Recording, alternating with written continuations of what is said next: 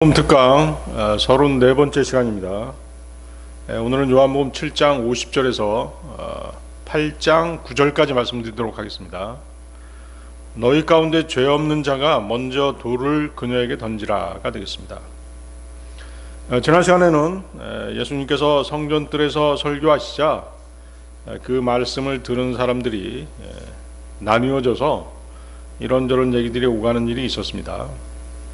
주님의 말씀을 듣고 마음에 감화를 받은 사람이 있는가 하면 주님의 출생기에 대한 편견에 사로잡혀서 아직도 믿지 못하고 있는 사람들이 있었습니다.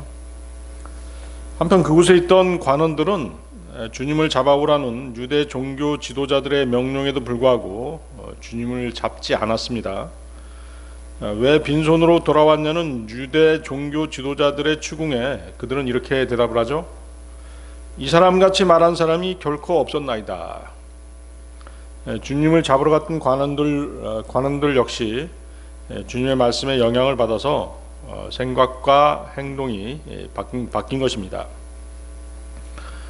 관원들의 얘기를 듣고 화가 난 바리새인들은 자신들이 가르치는 율법 대신 백성들이 주님을 따라가는 것에 대해서 크게 분노했습니다. 그리고 율법을 모르는 이 백성은 저주받은 것이라고 소리쳤던 것이죠. 그러나 성경은 율법을 모르는 자가 저주를 받는 것이 아니라 율법을 행하려는 자가 저주를 받는다라고 말씀하십니다. 갈라디아 3장 10절이죠. 다시 한번 읽어보겠습니다. 이는 율법의 행위들에 속한 자들은 모두 저주 아래 있기 때문이니 기록되기를 율법책 안에 기록되어 행하도록 한 모든 것들을 지속하지 아니하는 모든 이는 저마다 저주를 받느니라 하였기 때문이라. 율법이 주어진 이래로 율법을 온전히 행한 사람은 오직 주 예수님 한 분밖에 없었습니다. 주님은 율법의 요구를 충족시키기 위해서 율법 아래 오셨고 율법을 지키지 못한 사람들을 대신해서 저주를 대신 받으신 것입니다. 갈라디아서 3장 13절이죠. 그리스도께서 우리를 위하여 저주가 되시어 율법의 저주로부터 우리를 구속하셨느니라. 이는 기록되기를 나무에 달리는 모든 이는 저마다 저주를 받느니라 하기 때문이라. 그래서 주님은 나무 십자가에 달리셔야 했던 것입니다. 신명기 21장 22절 23절인데요. 그리고 만일 어떤 사람이 죽어 마땅한 어떤 죄를 저질렀는데 그가 사형에 처해져야 해서 내가 그를 한 나무 위에 매단 경우 그의 몸이 나무 위에 밤새 남아있지 않게 할지니라. 오히려 너는 기필코 그날에 그를 장사할지니 이는 나무 위에 달리는 자는 하나님께 저주를 받는 것이기 때문이라. 주 너희 하나님께서 유산으로 너에게 주시는 너의 지역이 더럽혀지지 않게 하려 함이라. 요한복음 7장 50절 51절로 가겠습니다. 요한복음 7장 50절 51절 찾아보십시오.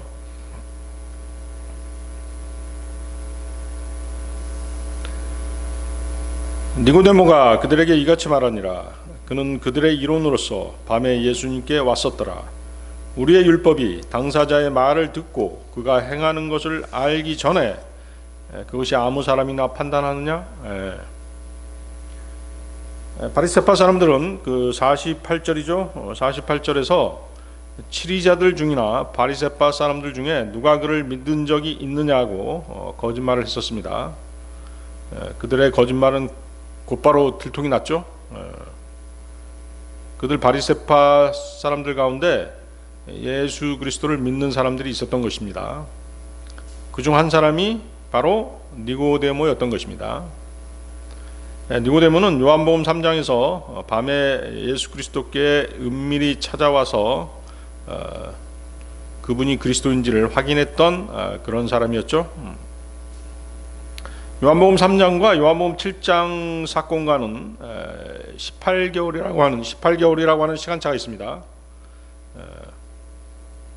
그렇지만 니고데모는 주님에 대한 믿음을 저버리지 않고 진리의 편에 선 그런 사람이었습니다. 바로 그 니고데모가 나서서 그가 하는 일을 알기도 전에 우리가 심판하는 것이 우리의 율법이냐라고 따진 것입니다. 그의 이러한 태도는 지극히 상식적이고도 이성적인 문제 제기였던 것이죠. 사도 바울도 산헤드린 공회에서 이와 유사한 지적인 일을 제기한 적이 있었습니다. 사람들을 시켜서 바울의 입을 치라고 명령했던 대제사장 아나니아를 향해서 바울은 사도행전 23장 3절에서 너 하얗게 칠해진 벼가 하나님께서 너를 치시리라. 그러므로 내가 율법에 따라 나를 심판하려고 앉아서 율법에 반하여 내가 나를 치도록 명령하였느냐라고 말했던 것이죠. 니고데모나 바울은 율법을 가르치는 것을 업으로 삼는 자들을 향해서 율법은 정확하게 무엇이라고 말하느냐고 이의를 제기한 것입니다. 니고데모나 바울의 말은 절대적으로 옳았습니다. 율법은 사람이 죄를 지은 혐의가 있더라도 그 사람을 벌하기 전에 반드시 두세 사람의 증인들의 말을 먼저 들어보도록 엄격히 규정하고 있는 것입니다. 신명기 19장 15절이죠. 어떤 죄악으로 인해서나 어떤 죄로 인해서나 그가 지은 어떤 죄에 있었어도 한 사람을 대적하여 한 명의 증인만 일어나지 말지니라. 두 증인의 입이나 세 증인의 입으로 그 사안이 확실시 되리라. 그리고 이제 그 출석한 증인들이 만약에 거짓 증언을 할 수도 있겠죠. 거짓 증언을 하게 되면 그 증인에게 엄벌을 가하도록 또 그렇게 규정해 놓고 있는 것입니다. 신명기 19장 16, 19절인데요. 만일 어떤 거짓 증인이 어떤 사람을 대적하여 일어나서 그를 대적하여 잘못된 것을 증언한다면 그때 그 사이에서 논란이 있는 사람들 양측은 주 앞에 설지니 그 당시에 있을 제사장들과 판관들 앞에 설지니라. 그런 다음에 판관들은 부지런히 신문할지니라. 그런데 보라, 만일 그 증인이 거짓 증인이요 자기 형제를 대적하여 거짓되이 증언하였다면 그때 너희는 그가 자기 형제에게 행하려고 생각하였던 대로 그에게 행할지니라. 그렇게 하여 너는 너희 가운데서 악을 치워버릴지니라. 하나님께서 주신 율법은 하나님의 완전한 의를 나타내는 것이기 때문에 완전한 증거를 제시할 수 있도록 그렇게 되어 있습니다. 이러한 원칙에 따라서 니고데모는 율법대로 일을 처리하지 않고 율법대로 일을 처리하자라고 강력하게 일을 제기하고 나섰던 것이죠. 그러나 하나님을 저버렸고 타락한 마귀 들린 종교 지도자들이 이러한 원리 원칙에 동의할 만큼 양심 있는 사람들은 결코 아니었습니다. 자, 요한복음 7장 52절 53절 보십시오. 7장 52절 53절. 그들이 그에게 대답하여 말하기를 너도 갈릴리 출신이냐? 찾아보고 살펴보라. 이는 갈릴리에서는 예언자가 아무도 일어나지 아니하기 때문이라 하였더라. 그런 다음에 모든 사람이 저마다 자기 자신의 집으로 갔더라. 바리새파 사람들은 이번에는 뭐예요? 완전히 틀렸습니다. 바리새인들은 유대인의 종교 지도자로서 구약 성경을 꿰뚫어 보고 있다라고 자부하고 있는 그런 사람들인데요. 그런데 어때요? 지금은 마귀의 앞잡이가 돼서 예수 그리스도를 제거하는 일에 혈안이 된 나머지 열왕기 하에 기록된 선지자 요나의 출생지도 깜빡 잃어버릴 정도로 악한 감정에 휩싸여 있었던 것이죠. 거기 그 갈릴리 출신의 예언자가 없었던 것이 아니라 누가 있었던 것이에요? 바로 요나가 갈릴리 출신이었죠. 갈릴리 출신의 예언자였습니다. 열왕기하 14장 25절이죠. 그가 이스라엘의 주 하나님의 말씀대로 이스라엘의 국경을 하맛의 진노에서 평야의 바다까지 회복하였으니 그 말씀은 그분께서 아미타이의 아들로서 가드에펠 출신이었던 예언자 그분의 종 요나의 손을 통하여 전하신 것이라. 가드에펠 사람 아미떼의 아들 요나가 바로 갈릴리 출신 예언자였던 것입니다. 공교롭게도 주님께서는 주님을 거절하는 자들에게 유일한 표적으로 요나의 표적을 말씀하신 적이 있었죠. 마태복음 12장 38절 40절입니다. 그때 서기관들 중에 어떤 이들과 바리새파 사람들 중에 어떤 이들이 응하며 말하기를 스승이여, 우리는 당신께로부터 표적을 보기 원하나이다 하였더라. 반면 그분께서 그들에게 대답하여 이같이 말씀하셨느니라. 악하고 음란한 세대가 표적을 구하는도다.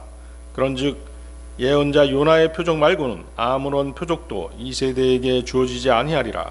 이는 요나가 고래 뱃속에 3일 낮과 3일 밤을 있었던 것과 같이 인자도 그처럼 3일 낮과 3일 밤을 땅의 심장 속에 있을 것이기 때문이라. 자, 그들이 니고데모에게 너도 갈릴리 출신이냐라고 물었던 것은 너도 예수 그리스도와 한패냐, 이런 뜻이죠. 자, 그렇게 물어봤고, 그 다음에 이제 거기 모였던 사람들이 저마다 자기 집으로 돌아갔다라고 말하죠. 왜 돌아간 것이에요? 장막절 모임이 끝난 것이죠. 장막절 모임이 끝났고, 장막절 때는 뭘 만들어요? 초막을 만들죠. 초막을 만들어서 이제 광야 생활, 출애굽할 때 그 광야 생활을 기념하거든요. 초막을 다 걷어들이는 것입니다.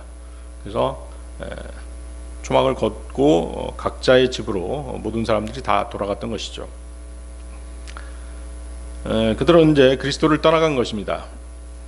그들은 성전을 찾아오신 하나님을 그들의 메시아로 인정하지 않은 것입니다. 성경에는 예수 그리스도, 그분의 유대인들의 메시아께서 성전을 방문하실 것이라고 그렇게 예언되어 있었죠. 말라키 3장 1절입니다. 그리고 너희가 찾는 주가 갑작스럽게 자신의 성전으로 오리니 바로 너희가 크게 즐거워하는 언약의 전령이로다. 보라, 그가 오리라. 만군의 주가 말하노라.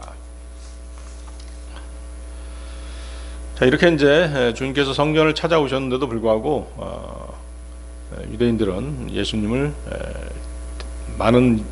대부분의 유대인들이 예수님을 거부했던 것입니다. 자, 요한복음 이제 8장으로 가겠습니다. 요한복음 8장 1절 보십시오. 예수님께서 올리브산으로 가셨더라. 요한복음 7장 53절에서 모든 사람이 저마다 자기 자신의 집으로 갔더라 하는 기록으로 7장을 마무리하고, 여기 8장 1절에서는 예수님께서는 올리브산으로 가셨더라 라고 하면서 주 예수님에 대한 얘기가 다시 전개가 되는 것입니다. 사람들은 각자 자기 집으로 돌아갔습니다. 그러나 하늘 왕국을 떠나오신 우리 주님께서는 이 지상에 자신의 집, 그분의 집이 없었습니다. 그렇죠? 마태복음 8장 20절을 보면 여우들도 굴들이 있으며 공중의 새들도 보금자리들이 있으나 인자는 그의 머리를 누일 곳이 없도다는 주님의 말씀을 우리가 듣다 보면 그분께서 육신으로 오신 그분께서 주님께서 얼마나 외롭고 적적하셨을까 하는 그런 예초로운 마음이 드는 것입니다. 그렇지만 갈보리 십자가 이후 지금의 교회 시대에는 주 예수 그리스도를 믿고 그분을 구주로 영접해서 구원받은 모든 사람들에게 주님께서 그 사람 안에 거처를 정하시죠. 그렇습니다. 주님께서 영으로 우리 구원받은 그리스도인들 안에 들어와서 사시는 것이죠. 고린도전서 3장 16절입니다. 너희가 하나님의 성전인 것과 하나님의 영께서 너희 안에 거하시는 것을 너희가 모르느냐라고 말씀하시죠. 육신을 입고 오셨을 때는 그분의 거처가 없으셨지만 지금은 이제 구원받은 모든 사람들의 몸이 바로 그분의 거처가 되는 것입니다. 자, 요한복음 8장 2절입니다. 그리고 아침에 일찍 그분께서 성전으로 다시 나아오셨으니 모든 백성이 그분께 왔더라. 그리고 그분께서 앉으셔서 그들을 가르치셨더라. 자, 여기서 이 모든 백성은 제한적으로 해석을 해야 되겠죠. 예를 들어서 요한복음 12장 32절 같은 경우도 그리고 내가 땅에서 위로 들리면 나는 모든 사람들을 나에게 이끌겠노라 이렇게 말씀하셨어요. 근데 여기서 모든 사람들이 유대인들 모든 사람들이 거기 가는 건 아니잖아요. 그렇죠? 땅에서 들림 받는 건 아니잖아요. 그래서 여기서 말씀하시는 모든 백성은 진리에 관심이 있었던 사람들로 보아야 할 것입니다. 요한복음 6장 45절인데요. 예언서들 안에 기록되기를 그리고 그들이 모두 하나님께 가르침을 받으리라 하였도다. 그러므로 아버지의 말씀을 듣고 아버지께 배운 모든 자마다 나에게 오느니라. 그렇죠? 여기서도 마찬가지로 모두, 그 모두는 아버지의 말씀을 듣고 아버지께 배운 모든 자를 얘기하는 것이죠. 다시 본 구절로 돌아가서, 자, 이른 아침에 주님께서는 성전으로 나오십니다. 어두운 밤이 지나고 햇살이 비추는 이른 아침의 분위기, 그 분위기는 요한복음 8장 12절에서 나는 세상의 빛이라 나를 따르는 자는 어둠 가운데 살아가지 아니할 것이요 오히려 생명의 빛을 소유하리라 하고 하신 주님의 말씀과 아주 잘 어울리는 그런 시각적인 배경을 제공하고 있습니다. 자, 요한복음 8장 3절 4절 보십시오. 그러자 서기관들과 바리새파 사람들이 간음 중에 잡힌 여자를 그분께 데려왔더라. 그리고 그들이 한가운데 그녀를 세워두었을 때 그들이 그분께 이같이 말씀드리니라. 스승이여, 이 여자는 간음하다가 바로 그 현장에서 잡혔나이다. 주님께서 이제 그 모인 백성들을 데리고 이제 말씀을 강론하려고 했는데 누굴 데려온 거예요? 간음하다 현장에서 잡힌 여자를 서기관들과 바리새파 사람들이 데려온 것이죠. 왜 데려왔을까요? 그 전날 이제 그들의 계획, 즉 주님을 붙잡으려고 관원들을 보낸 것이 실패했기 때문에 서기관들과 바리새파 사람들은 새롭게 악한 계획을 세운 것이에요. 그들은 간음하다 현장에서 잡힌 여인을 데려와서 예수님을 시험하고 자신들의 그 시험을 통해서 예수님의 허점을 보이면 고소하려고 그렇게 계획을 했던 것이죠. 자, 예수님께서는 지금 성전에 앉으셔서 아주 온화한 모습으로 사람들을 가르치고 계십니다. 그런데 그들은 간음하다 잡힌 여인을 앞세워서 아주 살기등등하게 위협적으로 성전에 등장한 것이에요. 이들 무례한 종교 지도자들은 자신들의 목적을 수행하기 위해서는 때와 장소를 가리지 않는 그런 자들이었던 것입니다. 그들이 간음한 여자를 그리스도께 데려온 것은 그들이 그녀의 행동을 심판받기 위함이 아니었죠. 그녀가 하나님의 거룩한 율법을 깨트린 것을 슬퍼했기 때문도 아니었습니다. 그들의 목적은 주님을 체포하기 위해 그녀를 죄에 미끼로, 그렇죠, 그녀의 죄를 미끼로 이용하려고 하는 그런 행태를 보인 것입니다. 그들은 백성들 앞에서 주님을 어떻게 해서든지 망신을 줘서 위신을 떨어뜨리기를 원했던 것입니다. 거기 4절 다시 보십시오. 스승이여, 이 여자는 간음하다가 바로 그 현장에서 잡혔나이다. 그들은 그 현장에서 여자가 잡혔다라고 얘기하죠. 자, 그런데 어때요? 간음한 여자만 있었죠? 간음한 남자는 없었잖아요. 간음한 남자도 함께 데려와야 되는데 여자만 데려온 것이에요. 남자를 데려오지 않은 이유가 뭘까요? 아마도 남자가 이제 그 바리새파 사람들이었거나 바리새파 사람들 중에 한 사람이었거나 아니면 뭐 서기관일 수도 있겠죠. 아니면 뭐 그들과 친한 친구들 중에 한 사람이었거나 그랬을 것이에요. 그래서 어때요? 남자는 숨겨두고 여자만 데려온 것이죠. 요한복음 8장 5절 보세요. 이때 모세는 율법 안에서 그러한 자는 돌에 맞아 죽어야 한다고 우리에게 명령하였나이다. 그러나 당신께서는 무엇이라 말씀하시나이까? 자, 신명기 22장 22절하고 레위기 20장 10절을 보면 율법은 뭐라고 말씀하세요? 간음하다가 현장에서 잡힌 남자와 여자를 둘 다 모두 돌로 쳐 죽이는 투석형에 처하도록 그렇게 말씀하고 계십니다. 레위기 20장 10절인데요. 그리고 다른 남자의 아내와 간음한 남자, 즉 자기 이웃의 아내와 간음하는 자의 경우 그 간음한 남자와 그 간음한 여자가 반드시 사형에 처해지리라. 신명기 22장 22절. 만일 어떤 남자가 한 남편이 있는 유부녀와 동침한 것이 발견된다면 그때 그들 양쪽 모두가 죽어야 하리니 곧 그 여자와 동침한 남자와 그 여자 둘 다라. 그렇게 하여 너는 이스라엘에서 악을 치워버릴지니라.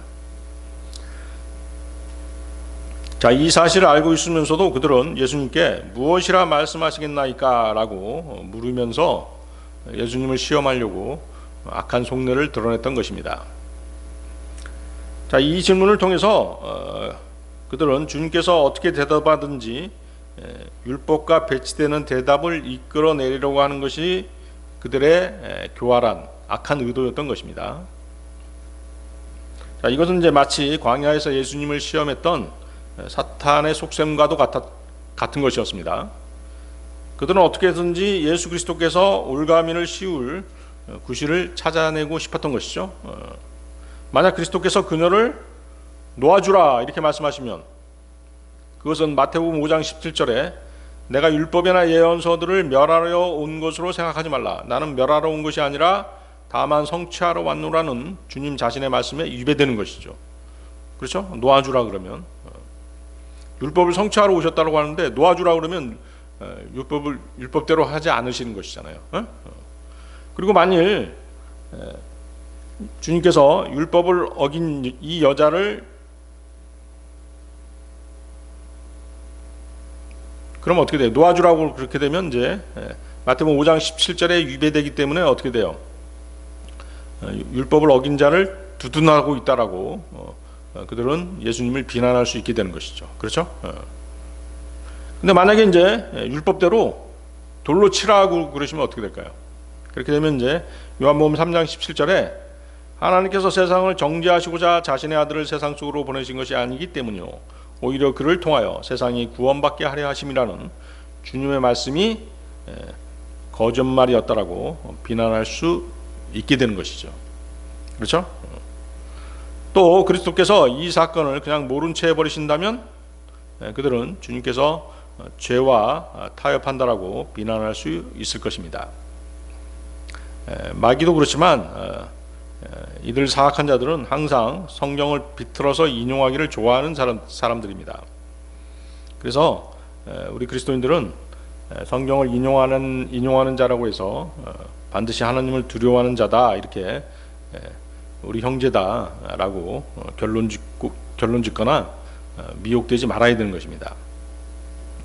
다른 사람을 정죄하기 위해서 성경을 인용하는 자들이야말로 가장 큰 죄인들인 것이죠.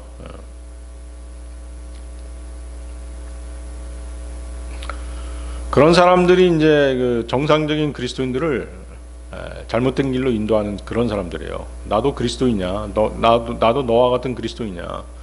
성경에 이런 말씀이 있어. 이렇게 행해야 돼. 근데 알고 보면 어때요? 성경을 비틀어서 잘못 인용하는 것이죠. 그리고 정상적인 길을 가고 있는 그 형제나 자매를 넘어뜨리는 것이죠. 조심해야 될 일이죠.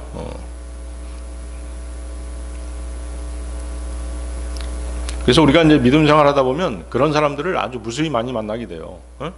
가장 조심해야 될 사람들. 오히려 세상 사람들보다도 그런 사람들이 더 위험한 것입니다. 자, 이제 다시 돌아가 보겠습니다. 자, 하나님께서는 공의의 하나님이십니다. 그렇죠? 반드시 죄에 대해서 심판하시는 하나님이세요. 동시에 하나님께서는 또 자비의 하나님이시죠. 자, 지금 이 여인의 범죄, 간음한 이 여인의 범죄를 놓고 하나님의 공의와 자비가 동시에 적용돼서 조화롭게 처리된다라고 하는 것은 인간의 지혜로는 불가능하죠. 그렇죠? 율법의 의는 범죄에 대해서 처벌할 것을 아주 강력하게 요구합니다. 기록된 율법 앞에서 범죄자는 빠져나갈 수가 없는 것입니다. 그렇죠? 율법에 살인하지 말라 그랬는데 살인했다면 어떻게 했어요? 반드시 율법 규정대로 처벌해야 되는 것이죠. 간음하지 말라라고 기록됐는데 바로 여기 나와 있는 것처럼 아까 읽었던 것처럼 어떻게 돼요? 돌팔매질해서 투석형으로 죽여야 되는 것이에요. 그래서 지금 이 여인, 간음한 여인은 분명히 율법을 범했습니다. 그녀가 빠져나올 수 있는 유일한 방법은 뭐예요? 하나님의 자비밖에 없는 것이죠. 그렇죠?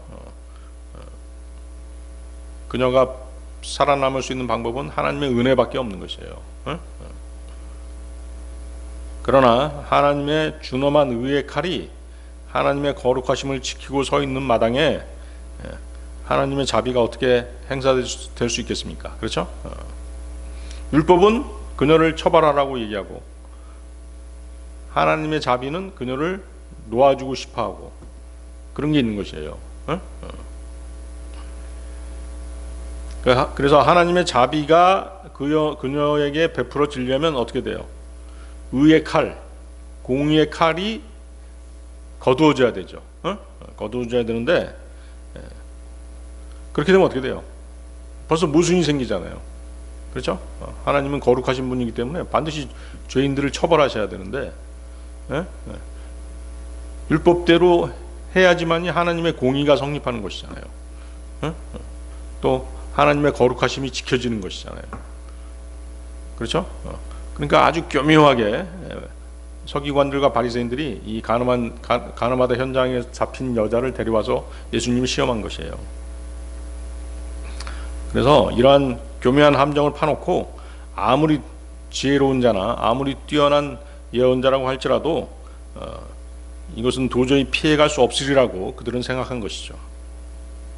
사탄은 이렇듯 인간의 지혜를 훨씬 뛰어넘는 그런 지혜를 갖고 있는 존재인 것입니다. 우리가 마귀에게 속아 넘어가지 않고 마귀하고의 영적 전쟁에서 승리하려면 어떤 경우에도 그래서 자신의 능력을 의존하면 안 되는 것이죠. 우리는 항상 우리 안에 계신 예수 그리스도를 앞세우지 않으면 영적 전투, 영적 전쟁에서 승리할 수 없는 것입니다. 자, 요한복음 8장 6절로 가겠습니다. 그들이 그분을 고소하려고 그분을 시험하며 그들이 이렇게 말하였더라.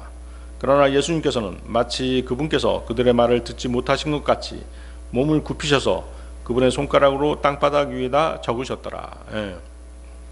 바리새인들과 서기관들이 주님을 주를 시험해서 고소할 구실을 찾는데 주님께서는 못 들은 채 하시죠. 그리고 몸을 굽혀 손가락으로 땅에다 무어라고 쓰십니다.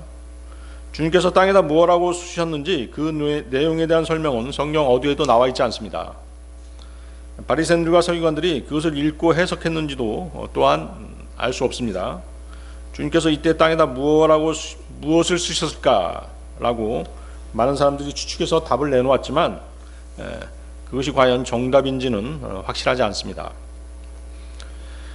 언젠가 하나님께서는 손가락으로 기적적인 일들을 하신 적이 있으십니다. 성경을 보면 손가락으로 주님께서 하신 일들이 나오죠. 시편 8편 3, 4절을 보면 당신의 손가락들의 작품인 당신의 하늘들과 당신께서 정해놓으신 달과 별들을 제가 숙고할 때면 이러한 생각이 드나이다. 사람이 무엇이기에 당신께서 그를 유념하시나이까? 또 사람의 아들이 무엇이기에 당신께서 그를 찾아오시나이까? 하나님께서 손가락으로 하늘과 달과 별들을 짓고 또 우주 만물을 창조하셨다라고 그렇게 말씀하시죠. 다니엘 5장을 또 보면 하나님의 손가락이 나타나서 벽에 무엇인가를 쓰신 적이 있었습니다. 이것을 본 그때 그 벨사잘 왕이죠. 벨사살 왕은 얼굴이 변하였고 그의 생각들이 그를 곤욕스럽게 하였으니 그의 허리에 관절들이 풀렸고 그의 두 무릎이 서로 부딪혔더라고 다니엘 5장 6절은 기록하고 있습니다. 벨사살 왕은 그 글이 무엇을 뜻하는지 알지 못했습니다. 나중에 다니엘을 불러내서 그 글의 뜻을 해독하기는 했지만 다니엘처럼 하나님께서 주신 탁월한 영과 지식과 명철이 없이는 그 글을 아무도 읽을 수가 없었던 것이죠. 또 한 번은 시나이 산에서 모세와 이야기를 나누시던 하나님께서 손가락으로 쓰신 두 증거판인 돌판들을 모세에게 주셨습니다. 자, 율법을 손가락으로 쓰셔서 돌판에다 쓰셔서 모세에게 줬죠. 그런데 하나님께서 손가락으로 돌판에 십계명을 써주셨지만 사람들이 그것을 읽어보기도 전에 그 돌판들은 땅에 내동댕이 쳐서 산산조각이 났었죠. 왜 그랬죠? 모세가 그 십계명 돌판을 들고 내려오다가 뭘 목격한 거예요? 이스라엘 백성들이 송아지 우상을 만들어 놓고 막 춤추면서 우상 숭배하는 그런 장면을 본 거죠. 그러니까 바로 율법이 모세가 화가 머리끝까지 오른 것이죠. 그래서 십계명 돌판을 내 던져 내동댕이 쳐버린 것이죠. 그래서 다 산산조각 나서 부서져 버렸죠.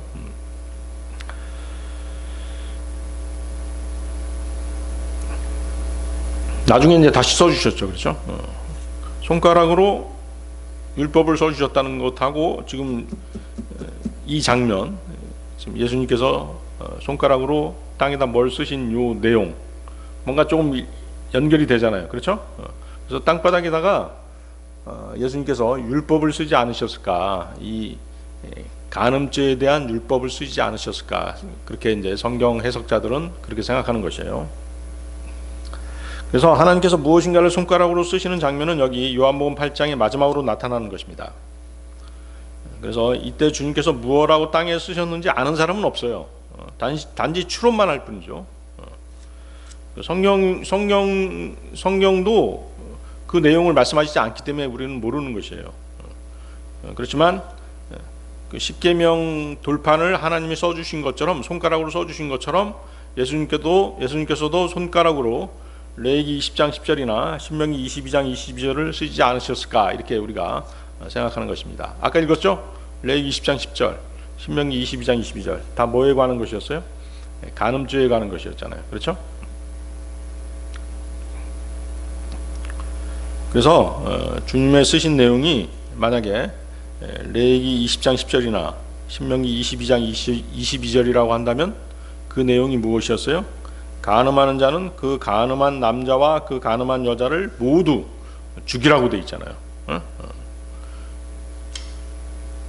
그렇게 되면 어떻게 될까요? 그 내용을 거기 모인 사람들이 봤다면 어떻게 했을까요? 예수님을 시험하려고 고소할 구실을 찾던 사람들을 물리쳐버리기에 충분한 그런 내용이었죠. 왜 그랬을까요? 그들은 누구만 데려왔어요? 간음한 여자만 데려왔잖아요. 간음한 남자는 안 데려왔잖아요. 그렇죠? 예수님께서는 그 상황을 다 알고 계셨죠. 알고 계시지만 지금 이 여인을 구해내야 되기 때문에 지금 그 상황을 조성하고 계신 것이에요. 자, 요한복음 8장 7절 8절로 가겠습니다. 요한복음 8장 7절 8절. 그런 이유로 그들이 그분께 여쭈기를 계속하였는데 그분께서 자기 몸을 일으켜 세우시고 그들에게 말씀하시기를 너희 가운데 죄 없는 자 그가 먼저 돌을 그녀에게 던지라 하셨느니라. 그러고는 다시 그분께서 몸을 굽히신 후에 땅바닥 위에다 적으셨더라. 자, 지금 모인 사람들은 벨사잘 왕이 하나님의 손가락에 쓰신 글을 해독하지 못했듯이 땅에 글을 쓰신 주님의 행동의 참 뜻을 이해하지 못하고 있는 것이죠. 그들은 주님의 침묵에 자신들이 판 함정에 걸렸구나 하고 이렇게 속으로 박수를 치면서 좋아했습니다. 그리고 계속해서 주님의 대답을 계속 체근했던 것이죠. 재촉했던 것입니다. 아주 무례한 행동이죠. 그러자 몸을 일으키신 주님은 너희 가운데 죄 없는 자 그가 먼저 돌을 그녀에게 던지라고 말씀하십니다.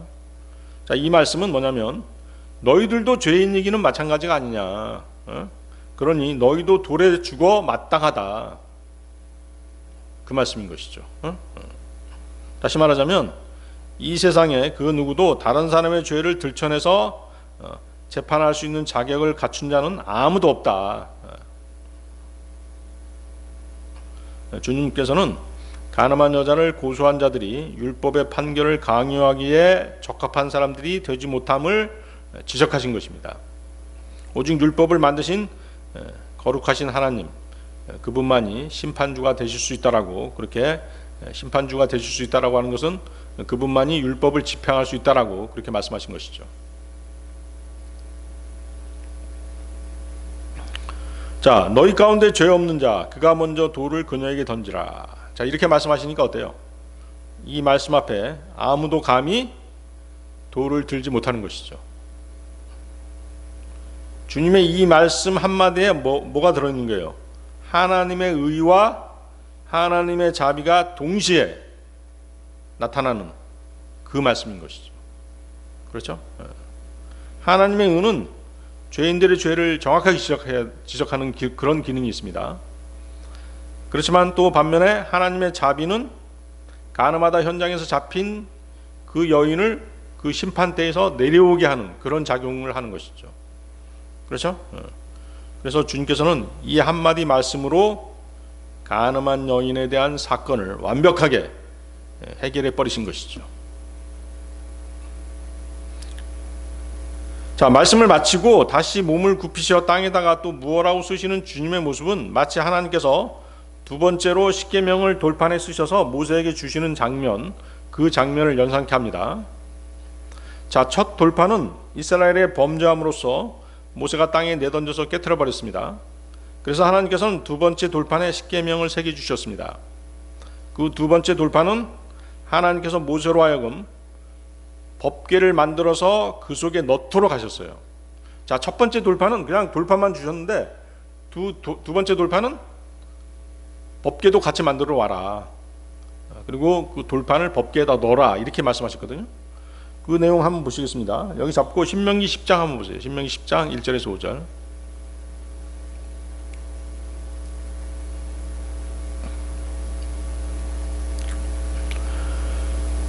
자, 신명기 10장 1절에서 5절. 그때 주께서 나에게 이같이 말씀하셨느니라. 처음 것과 같은 두 개의 돌판들을 너에게로 깎아 만들고 산속에 있는 나에게로 올라오라. 또한 목재로 된 법궤 하나를 너에게 만들어 두라.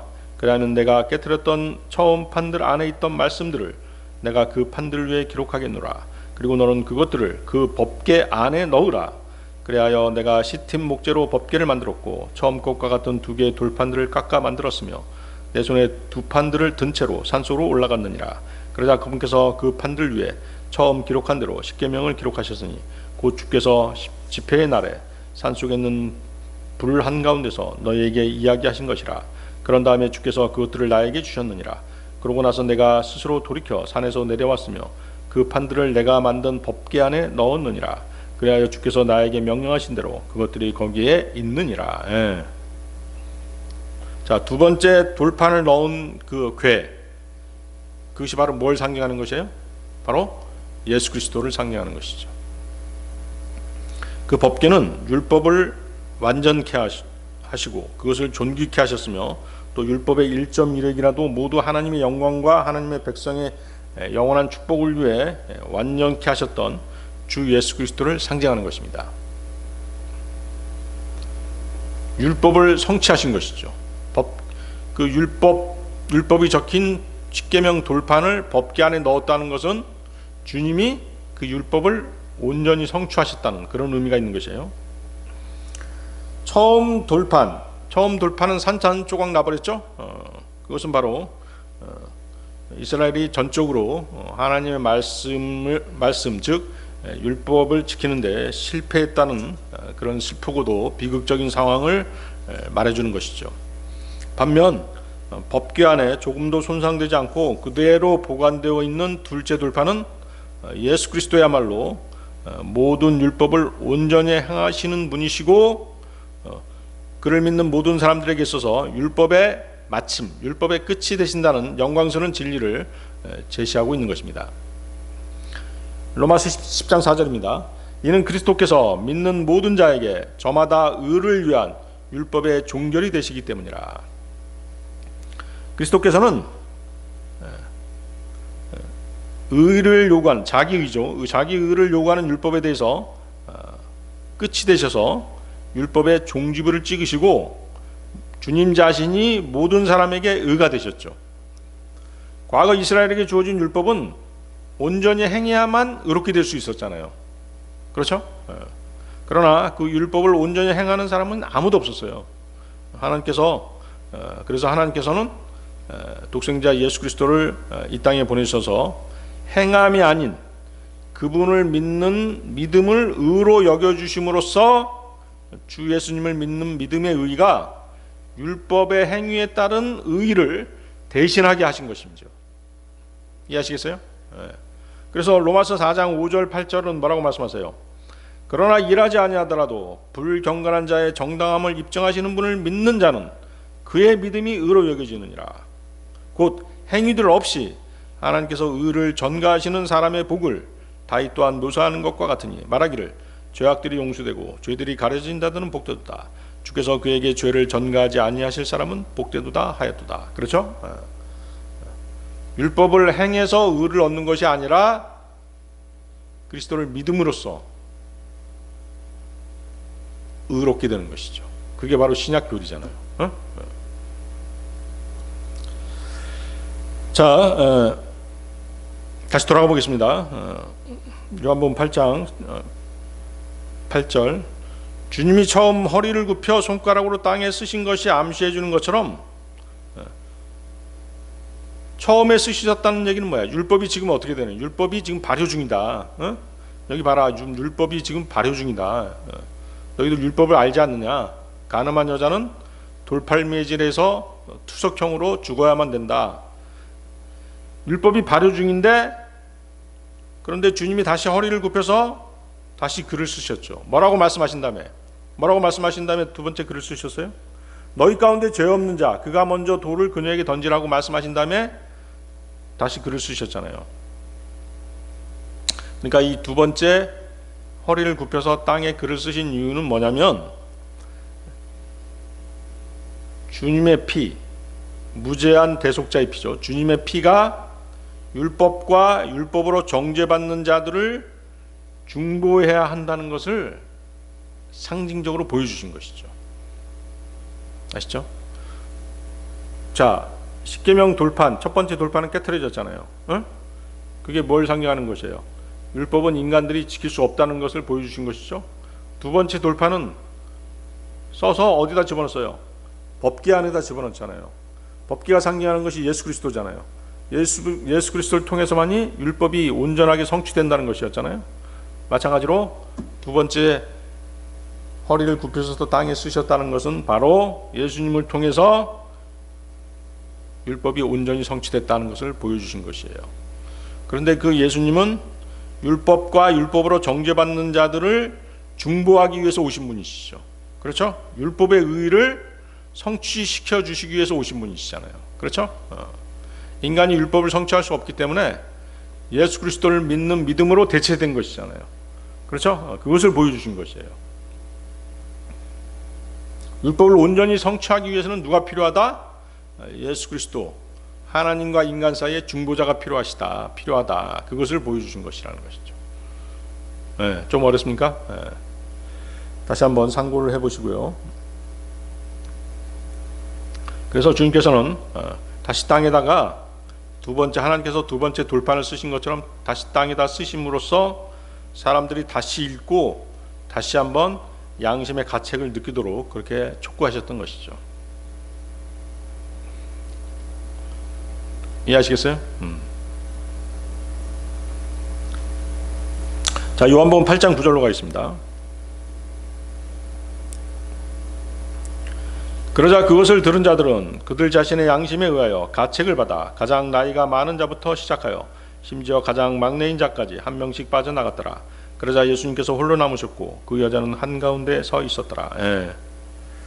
자, 거기 모여있던 바리새인들은 주님께서 땅에다 쓰신 것을 읽어보았을 것입니다. 그들이 무엇을 읽었는지는 분명히 알 수 없습니다. 그렇죠? 성경에 기록되어 있지 않죠? 그러나 귀에 들려온 주님의 음성은 뭐였어요? 너희 가운데 죄 없는 자, 그가 먼저 돌을 그녀에게 던지라 하는 말씀이었죠. 그들이 눈으로 읽은 내용은 무엇인지 알 수가 없지만 귀로 들은 주님의 말씀은 분명히 밝혀져 있습니다. 그 말씀을 듣자 그들은 양심의 가책을 느끼기 시작한 것입니다. 주님을 잡으려고 하던 자들도 주님을 그 함정에 빠뜨리려고 하는 자들은 어땠어요? 모세의 율법을 이용해서 주님을 함정에 빠뜨렸다라고 생각을 했었죠. 그러나 오히려 그들은 자기들에게 돌려진 율법의 엄중한 정죄에 양심의 가책을 받게 된 것이죠. 육신을 입고 오신 거룩하신 분의 입에서 나온 단 한마디 말씀이 그들 모두를 입 다물게 한 것입니다. 잠잠케 한 것입니다. 그리고 그들로 하여금 자신의 죄를 되돌아보게 한 것이죠. 자신의 죄를 깨닫게 한 것이죠. 그래서 자신의 죄의 무게를 더욱 무겁게 느끼는 그런 자리가 되어버린 것이에요. 그래서 그들은 그 여인을 자신들이 심판할 수 없었고 그 자리에서 떠날 수밖에 없었던 것이죠. 그렇죠? 나도 죄인인데 어떻게 저 여인을 내가 심판할 수 있겠냐, 이제 이 생각을 하게 된 것이에요. 그래서 늙은 사람들로부터 시작해서 한 사람씩 자리를 떴던 것이죠. 자, 이것을 보면 나이 먹은 그 연장자들이 젊은이들보다는 더 현명하다는 걸 알 수 있죠. 또 한편 그 연장자들, 늙은 사람들은 세월의 나이테만큼 더 많은 죄를 지었기 때문에 양심의 가책도 그만큼 더 많이 받았을 것입니다. 만약에 주님께서 땅에다 쓰신 것이 아까 읽었던 레위기 20장 10절 말씀이었다면 그들은 분명히 그것을 눈으로 읽고 율법대로 처리하려면 어째서 이 여자만 데려왔느냐, 이 여자와 가늠한 남자도 데려오라는 뜻으로 이해했을 것입니다. 그리고 자신들의 법 적용과 범죄자를 처리하는 방식이 잘못되었음을 깨닫게 되었을 것입니다.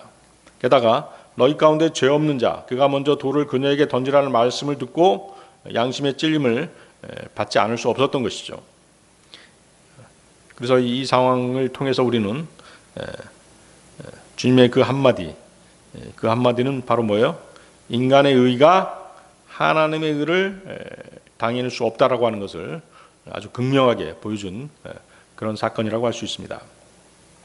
주님께서는 율법을 거스르는 말은 한마디도 하지 않으셨죠. 율법을 뭐 지키지 말라든가 그런 말씀을 하지 않으셨어요.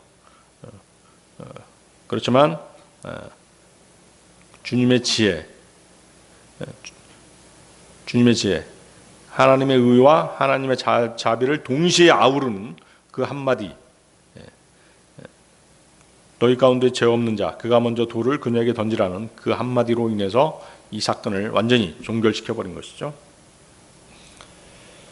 그래서 바리새인들은 그 주님을 고소할 구실을 전혀 찾을 수 없게 된 것입니다. 그들의 악한 계획은 완전히 실패해버린 것이죠. 대신 양심의 가책을 받았고 그들은 슬금슬금 그 자리를 도망쳐 나와야 했던 것입니다. 거기 9절 다시 보십시오. 요한복음 8장 9절. 그것을 들은 자들은 그들 자신의 양심에 의하여 가책을 받아. 그렇죠? 양심의 가책을 받았다고 나오죠. 자, 여기서 이제 양심이라고 하는 개념이 나옵니다. 성경은 양심이라는 개념을 여러 가지 방식으로 다루십니다. 하나님께서는 양심을 인간의 행동을 인도하기 위한 도덕적인 나침반으로 사용하세요. 양심이 화인 맞지 않는 이상, 화인이 뭔지 알죠? 불도장 맞는 것이죠. 양심이 화인 맞지 않는 이상 양심 자체는 언제나 깨끗한 것입니다. 깨끗한 양심은 언제나 용기가 있는 법이죠.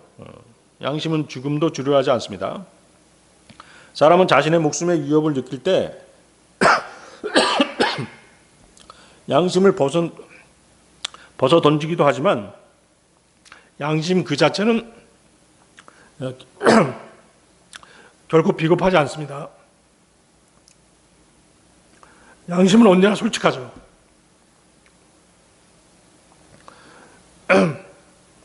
양심이 깨끗한 사람은 불의를 보고 가만히 있지 않잖아요. 그렇죠? 따라서 어떤 상황에서도 그 양심을 벗어 던지기는 쉽지 않은 것이에요. 그러나 인간은 연약하죠. 마귀가 지배하는 악한 세상에 살다 보니까 양심은 더럽혀져 가잖아요. 또 심지어 마비되기도 하죠. 양심이 마비됐다는 말 들어보셨죠? 그러나 진실을 말하고 진실을 증거하는 양심의 능력은 그리스도 안에 있을 때, 즉 구원받은 사람들에게는 언제나 그 기능이 발휘되어야 정상적인 그리스도인 것이에요. 구원받은 그리스도인이 양심에 반하는 행동을 한다. 그러면 비정상적인 것이죠. 그렇지만 그런 그리스도인들이 세고 셌죠. 그렇죠? 그런 그리스도인들은 이제 양심에 반하는 행동을 하는 그런 그리스도인이 바로 육신적인 그리스도인이고 타락한 그리스도인 것이죠. 사도 바울은 로마서 9장 1절에서 뭐라고 얘기했어요? 내가 그리스도 안에서 진리를 말하고 나는 거짓말하지 아니하나니 나의 양심 또한 성령님 안에서 내게 증거한다라고 이렇게 말했죠. 성령님의 인도 아래 있지 않으면 그리스도인의 양심은 약해지고 또 더러워지게 된다는 것입니다. 고린도전서 8장 7절입니다. 하지만 모든 사람 안에 저마다 그 지식이 있는 것은 아니니라. 이는 어떤 이들이 이 시각까지 우상에 관하여 양심의 가책을 가진 채 어떤 우상에게 바쳐진 것으로서 그것을 먹기 때문이라. 그리하여 그들의 약한 양심이 더럽혀졌느니라. 그렇죠? 그래서 이제 뭐 우상에게 바쳐진 어떤 것을 먹는 문제에 관해서 그렇다는 것이죠. 양심이 더럽혀진 사람들은 어때요?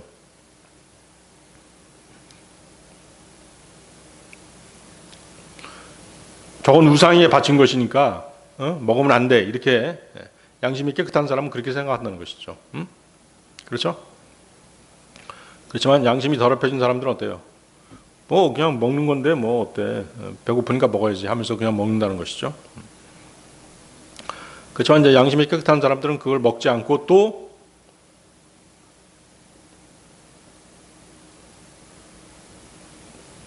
제사상에서 물려나온 음식 같은 게 있잖아요. 그렇죠? 내가 저것을 먹음으로써 다른 믿음이 연약한 지체가 저것 때문에 실족할 수도 있기 때문에 먹지 않는 것이죠. 그렇죠? 그런 문제가 있는 것입니다. 양심에 관한 문제라는 것이죠. 그래서 그리스도인이 믿음에서 떠나서 마귀에게 미혹돼서 마귀의 교리들에 기울이기 시작하면 자신도 모르는 사이에 양심이 화인을 맞아서 유선으로 거짓말을 하게 된다는 사실, 그 사실을 명심하시기 바랍니다. 디모데전서 4장 1절 2절에 이런 말씀이 있죠. 이제 성령께서 명확하게 전하시나니 마지막에 가까운 시대들에 어떤 이들이 믿음으로부터 떠나 미혹하는 영들과 마귀들의 교리들에 관심을 두리라는 것이라. 그들은 유선으로 거짓말들을 전하니 자신들의 양심을 뜨거운 인두로 지져지게 하였도다. 네, 오늘 여기까지 하겠습니다.